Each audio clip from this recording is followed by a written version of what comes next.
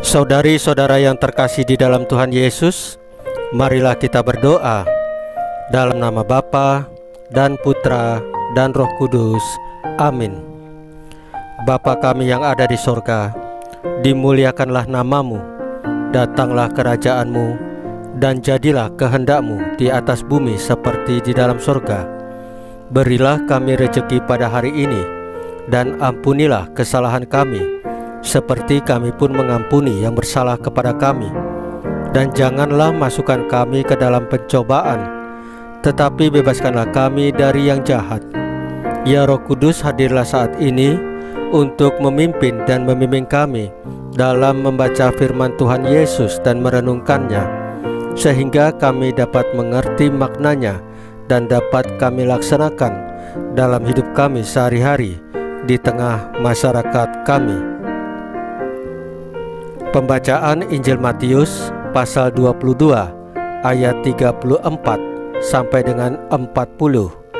Cara melaksanakan hukum yang terutama. Ketika orang-orang Farisi mendengar bahwa Yesus telah membuat orang-orang Saduki itu bungkam, berkumpullah mereka, dan seorang dari mereka, seorang ahli Taurat, bertanya untuk mencobai dia, "Guru, hukum manakah yang terutama dalam hukum Taurat?" Jawab Yesus kepadanya, "Kasihilah Tuhan Allahmu dengan segenap hatimu, dan dengan segenap jiwamu, dan dengan segenap akal budimu. Itulah hukum yang terutama dan yang pertama. Dan hukum yang kedua yang sama dengan itu ialah, kasihilah sesamamu manusia seperti dirimu sendiri. Pada kedua hukum inilah tergantung seluruh hukum Taurat dan kitab para nabi." Demikianlah sabda Tuhan. Terpujilah Kristus. Saudari-saudara yang terkasih di dalam Tuhan Yesus, di dalam Injil hari ini, Yesus mengingatkan kita tentang hukum yang utama, yaitu hukum cinta kasih. Kita diajak untuk mengasihi Allah dan sesama secara tulus, seperti kita mencintai diri kita sendiri. Meskipun soal hukum ini kita sudah berulang kali mendengarnya, tetapi untuk melaksanakannya bukanlah perkara yang mudah. Lebih-lebih untuk mengasihi sesama yang pernah mengecewakan hidup kita. Kita lebih senang mengasihi orang yang mengasihi kita, yang tidak bertentangan dengan kita, atau orang-orang yang selama ini memberi banyak hal kepada kita.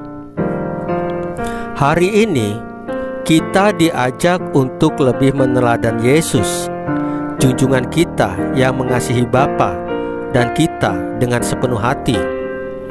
Dalam karya Yesus, Yesus menyembuhkan banyak orang sakit, membela orang yang lemah, dan mengajar dari satu tempat ke tempat yang lain.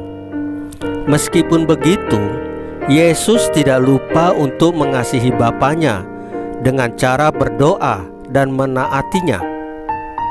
Oleh karena itu, kita tidak bisa mengasihi Allah tetapi membenci sesama, atau mengasihi sesama tetapi tidak pernah berdoa dan bersatu dengan Allah. Hidup yang berimbang dalam mengasihi Allah dan sesama akan membuat hidup kita penuh sukacita yang sejati. Saudari-saudara yang terkasih di dalam Tuhan Yesus, marilah kita berdoa. Ya Allah Bapa yang Maha Kasih, semoga kasih-Mu yang begitu besar dapat kami bagikan untuk sesama kami tanpa pilih kasih, termasuk kepada orang-orang yang telah menyakiti hidup kami. Salam Maria, penuh rahmat, Tuhan sertamu. Terpujilah engkau di antara wanita, dan terpujilah buah tubuhmu Yesus. Santa Maria Bunda Allah, doakanlah kami yang berdosa ini, sekarang dan waktu kami mati. Ya Tuhan Yesus, tambahkanlah iman kami hanya kepadamu saja, karena Engkau adalah Tuhan dan Juru Selamat kami satu-satunya, tidak ada yang lain. Dalam nama Bapa dan Putra dan Roh Kudus. Amin. Saudari-saudara yang terkasih di dalam Tuhan Yesus, bacaan firman dan renungan hari ini sudah selesai. Tuhan Yesus memberkati kita semua.